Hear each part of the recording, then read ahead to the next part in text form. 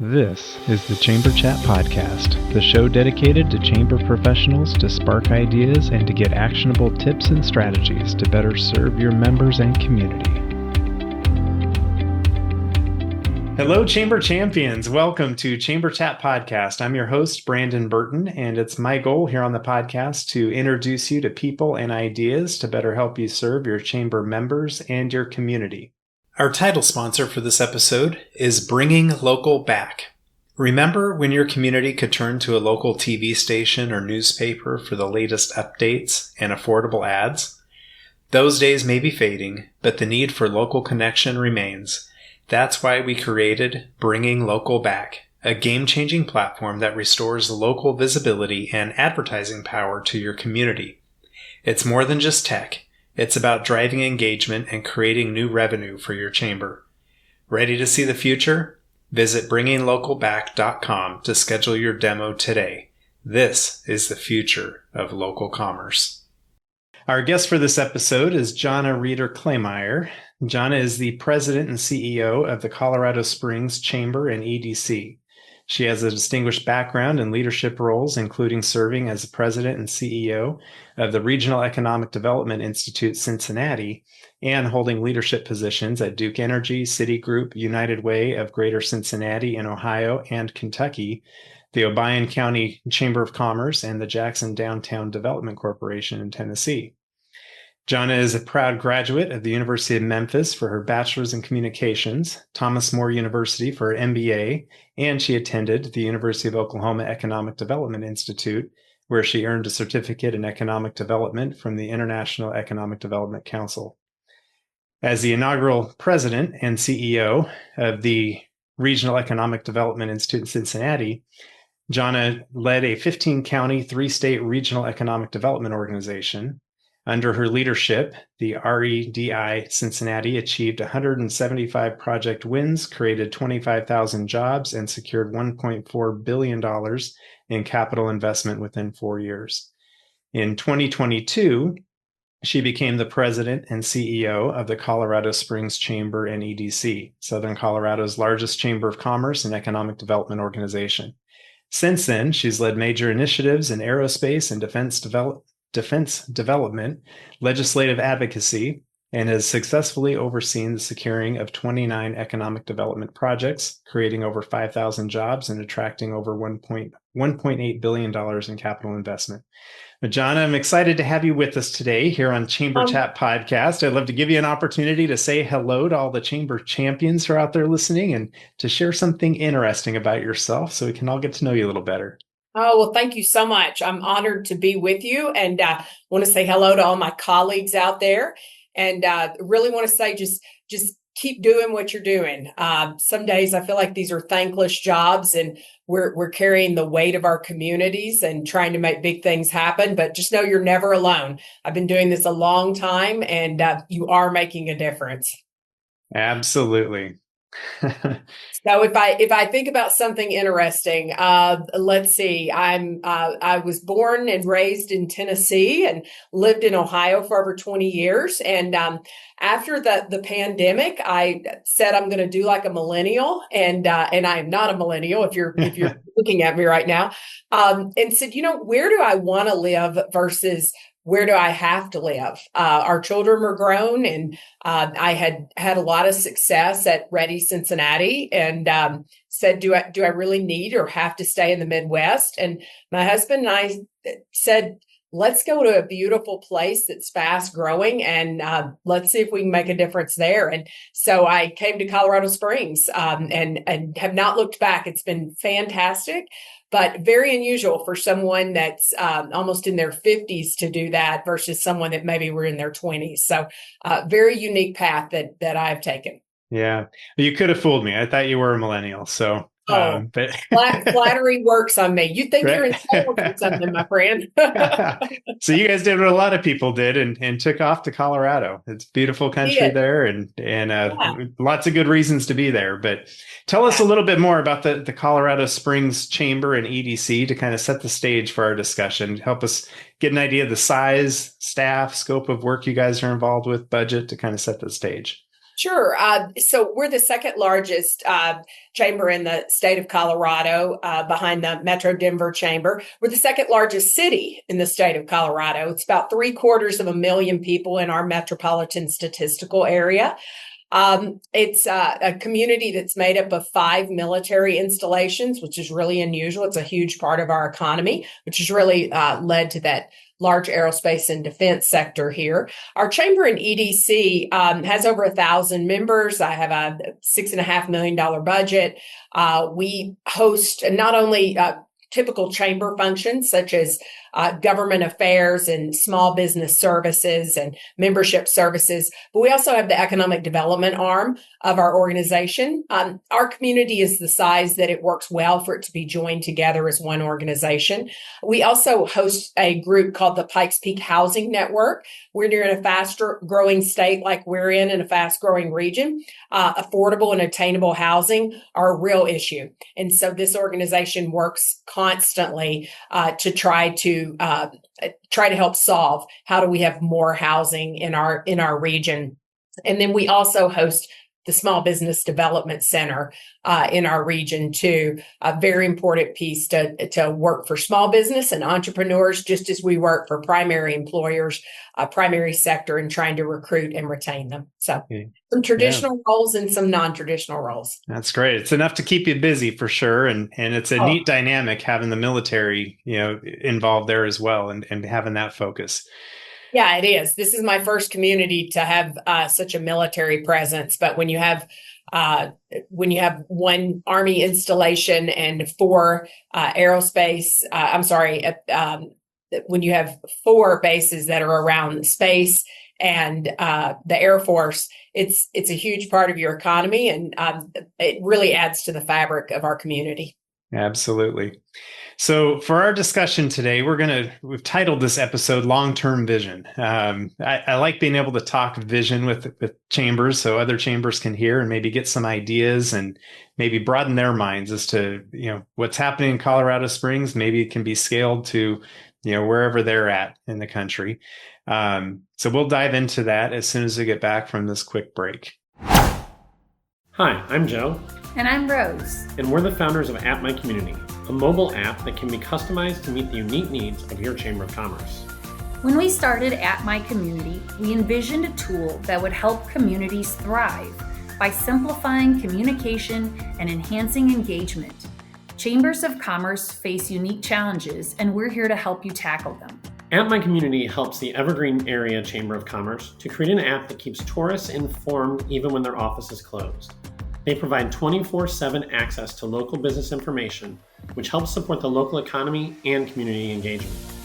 In Rocky Mountain House, we helped the Rocky Chamber create an app with dynamic itineraries and digital resources for tourists, increasing local business engagement.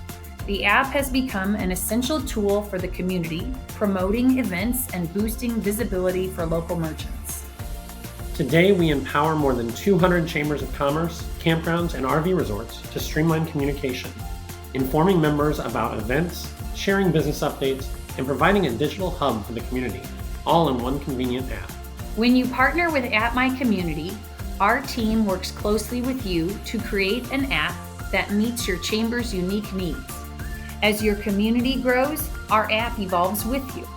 We are here to ensure you engage effectively with your members and streamline your operations. Schedule a demo today at appmycommunity.com. We can't wait to meet you. Chamber leaders, I know each of you works daily to boost your local economy and take your Chamber of Commerce to the next level. But let's face it takes funding, and lots of it. You need to know Resource Development Group. For 3 decades, they have been the premier economic development fundraising consulting firm dedicated to helping chambers of commerce and economic development organizations like yours thrive across the United States. Their expert team specializes in crafting customized fundraising strategies that drive tangible results so you'll be able to fully implement your community advancement and economic development strategies. Imagine having a partner who strives to understand your community's unique needs, brings national best practices to bear, and has the proven experience to secure millions of dollars in funding. Resource Development Group has successfully guided countless chambers of commerce in creating vibrant, sustainable economies. With their comprehensive suite of services, from campaign planning and execution to investor engagement management to best practice studies, RDG takes the guesswork out of fundraising. You'll receive personalized support and innovative solutions that make a real impact.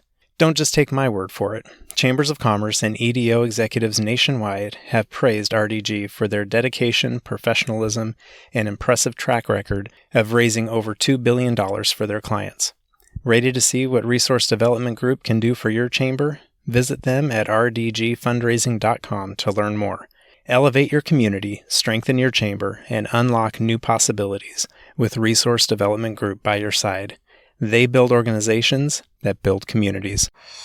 All right, Johnna, we're back. As I mentioned before the break, we're going to focus our discussion around long-term vision for Colorado Springs. But first, we've alluded to it a couple times already, the tremendous growth there in Colorado Springs.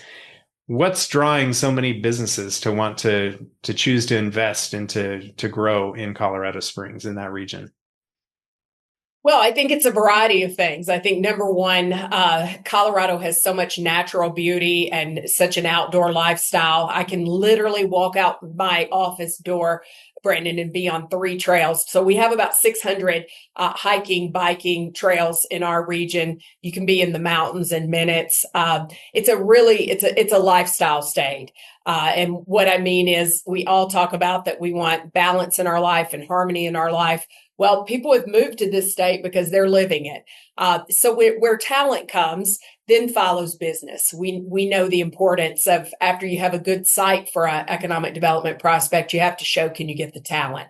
So Colorado was a net benefactor during COVID and continues to grow as a state. Colorado Springs has really taken off because you have big city amenities, but you have a small town atmosphere. We are not a ski town, but you can be skiing in an hour and a half away from us. But then we're not a mountain town, so we have lots of amenities. Because of the aerospace and defense culture here, even in downtimes in an economy, quite often for national security reasons, our economy bounces back quickly and goes down less severe than what some other communities might face that are so dependent on other sectors. I think it's also that during the pandemic, a lot of young people realized that they didn't have to live in the super high priced cities and could move to more mid-tier cities, mid-size, and have a lot of the same amenities. We have the arts, we have sports here, we have universities, and so they could have all those amenities, but maybe not the big city prices, or unfortunately some of the other things that go along with the large cities, the taxes and homelessness and crime and things such as that. So this city's really done well because of that. And then I will give my team some credit. I think it's important when you're the chamber and the EDC that you're on the forefront of selling your community, telling your story, or it's told for you, and you may not like what is told if you're not getting in front of that. And this is a community that I would say is a best kept secret in Colorado in a lot of respects. It's fast changing. And so we're out there working on those national news stories. I would think any Chamber of Commerce would want to be going out and telling their story. We work very closely with our Convention and Visitors Bureau to try to recruit tourism to this area, so that while we have tourists as one part of our economy, we also have primary sector employers. And we're doing that in aerospace and defense, cybersecurity, and advanced manufacturing are our 3 areas of focus. And the Chamber and EDC, we lead that charge. I like to say we're the quarterback of the team. And then we have a whole lot of great folks on our offensive line, our city, our county, our utilities, our state organization and such. So yeah. I think that's contributed to our success. That's great. I'm glad you got to the point of, bragging on your team and telling the story of the work you guys are doing and what Colorado Springs has to offer to create that narrative, so it's not being created for you. I'm a big believer in being an agent of action like that. So how do you guys there at the Chamber and EDC, how do you go about advocating for sound and a sound environment for business to be conducted? Well, I'm a big proponent of the entrepreneurial operating system that Gino Wickman has coined, and it's in the book Traction. I've used this in several organizations that I've led, and we adopted that when I first moved here a little over 3 years ago now. And so, just what you said, we do not measure activity here at the Chamber and EDC. We measure outcomes. And that can be really hard for chambers of commerce because you have a lot of competing priorities. You have a lot of legacy programs that people have done for years and years. And it can be, chambers are famous for adding things on. We're not very good for taking things away. So this chamber, we really have evaluated all of our programming, all of our events, all of our initiatives that we're focusing on, from government affairs to economic development and in between. And if we don't have measurable outcomes, it's hard for us to sell to our constituents, to our membership, why we're doing it.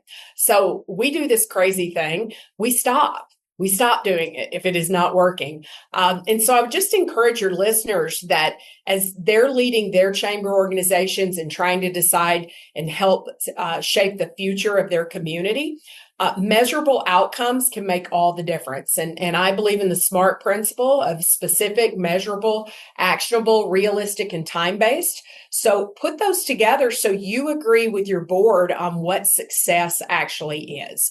And then you can all celebrate together. But if you as staff have a different mindset of what that is than your board, you're not going to see success for your community. And frankly, you might be out of a job.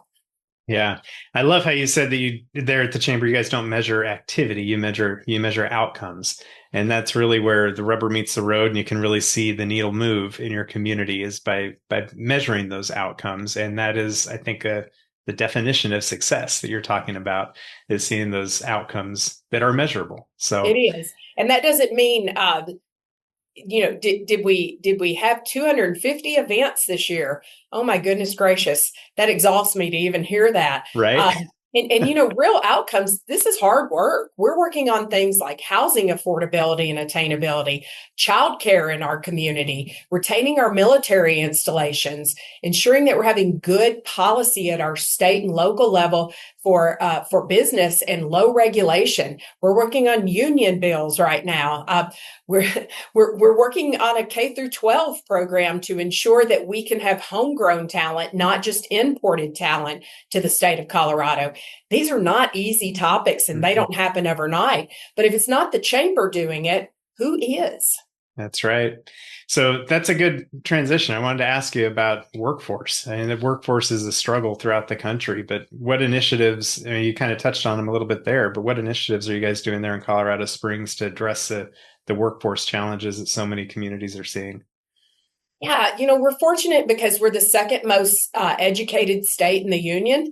But when you peel back that onion, it's because of so many people that move into the state of Colorado. It is not necessarily that it's our homegrown talent. So when you really look at our test scores and graduation rates and such, and this is the same all over the country, but we're actually going deep and looking at this and how do we solve it? Because I don't believe in the long term, the United States, we're short on population for jobs of the future. So not all communities are going to succeed. And we want to be sure that we're seen as a mega region with both our partners all the way to Denver to all the way down to Pueblo, Colorado, as a mega region of front range talent. And the front range are the front range of mountains here in Colorado. So we're going deep with our 17 school districts in our metropolitan area to evaluate those test scores, to evaluate the why. And we've created an initiative called Innovate Pikes Peak. And we're partnering with education experts, a group called Peak Education, because I'm not an education expert. We're business people, but we're trying to solve an issue that will produce talent for us in the future. Again, homegrown talent. Because I'll remind everyone, Brandon, that while business and chambers sometimes shy away from getting involved in education, we should remember that while maybe your children have choices in life, not all children do. And if they're not graduating with a great start and maybe certification, certificates, some college 2+2 programs, they're going to live in your community. They're not going anywhere. So they can either live in your community or they can live on your community. So we believe that the Chamber and EDC has a role to play in ensuring that those young people graduate with a great start. So this Innovate Pikes Peak is all about evaluating career pathing, and whether that be a college track or that be a technical track, we think that the two blend together. So we're working with our higher education and our K through 12 right now, and the business community is really leading on defining those paths and where we need to be involved for the future, because the duplication of resources and the teacher pay and all of this does not add to success for our children long term. So we're stepping in, we're leaning in on that. We've got those measurable outcomes, and this is a big, hairy, audacious goal that we're working on. But by the end of the year, we'll have a pathway, a roadmap for our business community to follow. Absolutely. And, I haven't seen any formal surveys on this or anything. Maybe you have, but it seems like youth, as they graduate high school, they feel like their future, either they stay in their community and don't go anywhere, or they have to leave the community to go to school and get a job. And in very select communities, you see this sense of pride where a student graduates and they're like, I live in Colorado Springs. I want to raise my family here. I want to build a career here.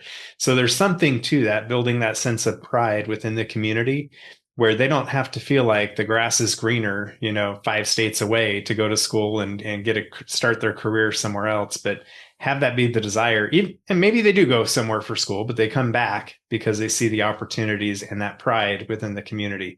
I think I've heard the quote before that the grass is not always greener on the other side. It's greener where you water it.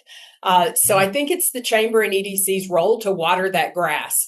How are we ensuring that there are opportunities for young people? How are we ensuring that they can afford to live in our community, to buy a home? The most likely to move are an 18 to 34-year-old.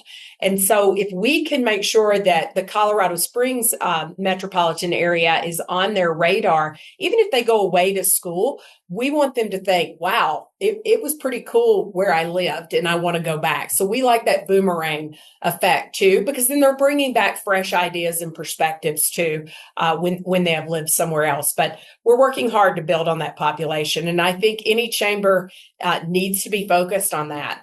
If you're lucky enough that people just show up in your community, good for you. But I don't think that's the case for most communities anymore. Yeah.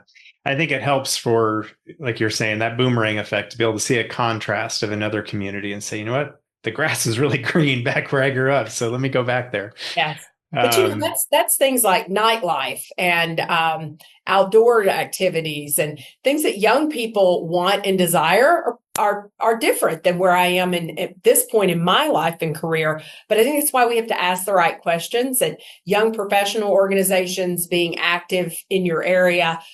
We started a program called Find Your Calls, and we use COS and everything because it's Colorado Springs, but Find Your Calls, the play on words.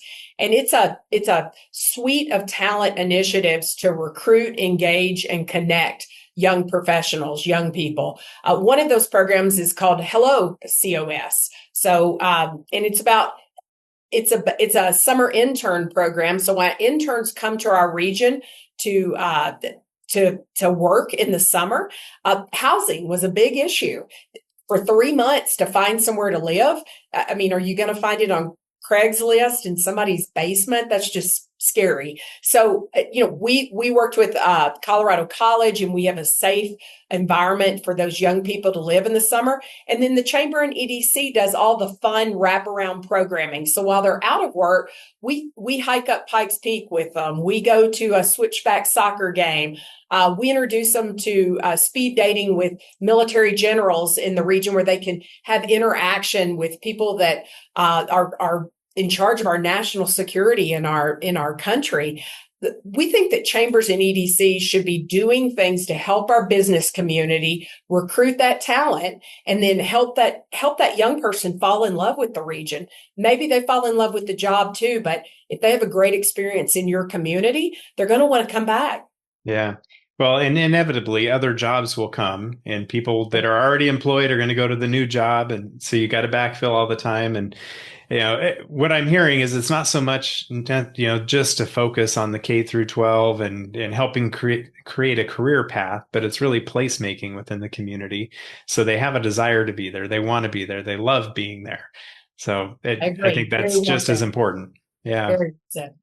So I think you've touched on it in different aspects, but the next question I wanted to ask is, how do you see, what is your long-term vision for the Colorado Springs Chamber and EDC? Well, for us, I would say that so goes the community, so goes the chamber and EDC. And we are a community that has growing pains. And I'll say this. So the things that we're having to work on are how do you maintain a low tax environment, but at the same time you have big needs such as road improvements and high quality schools, maintaining our military bases. We talked about housing. We talked about childcare for young families. This is a really big deal, and something that the pandemic just exacerbated the problem, particularly for women and people of color needing to get back to work full time. Working on all these issues, I call them growing pains, because we're fortunate that we have these growing pains. If we weren't a fast growing community, this wouldn't be the issue. But with that, the Chamber and EDC, we've tried to set those goals, set those measurements, and then where we focus, where we measure, is where we will succeed. And that's what we've tried to do. You talked about some of our economic development announcements when you, in the introduction, we weren't seeing that until 3 years ago. And now we're one of the top locations in the state for new announcements. It's where we focused. We said we've got to get more of a diversity of primary employers in our region. And that's where we focused. We're now trying to solve those big issues, Brandon, that will make it where it's the right environment for business to be able to thrive in place, expand, or locate to our region. So I've given you several of those examples, and that's where we're spending our day. And I would just tell my colleagues out there that it's not about party planning. It's not about business after hours. It's not about having the best gala in the community. Those things are a means to the ends. Those are a networking opportunity. I think that future of chambers and economic development corps are solving big issues for the community, coming alongside government where government cannot solve the issue because they're a public entity or they just don't have the dollars. And how are we being the conduit between business and the private sector of business, community officials and government officials? I think that's the role for a chamber to play. Absolutely. And I love that vision that you have. Where you focus is what's going to grow, right? You got to keep watering those areas to make that grass green. Yes. So I like asking, as I have guests on the show, as for chambers that are out there listening, what kind of tip or action item might you share with the chamber who's trying to take their organization up to the next level? I feel like you've shared some good tips, but is there anything else that you want to expose and share with those listening? Well, I think that I would just say, I know that many of our chambers, I have 25, 28 people on our team. So we're a large organization for a nonprofit, especially for our size, but we're doing a lot of things. I think number one, what I've learned through my career, and it sounds a little cliche, but it's so true, is you can get a lot more done when you surround yourself with the right people and when you don't care who gets the credit. So we work really hard on our internal culture. We have a culture of excellence and accountability. These are lifestyle jobs. We don't work 8 to 5 here. We work when the clients need us. We do a lot of evening events and weekend things going on. But I would say that putting the right people around you as a leader in the chamber world or the economic development world will allow you to do more. And it will free you up as a leader to be more visionary and forward thinking and making sure that you're helping drive results for the future. But you need people on your team that are also integrators of the mission, that are going deep and working hard to close projects and to find wins in the community and work on big goals. So surround yourself with the right people. And then our philosophy here is, as long as we get the win, we don't care who gets the credit.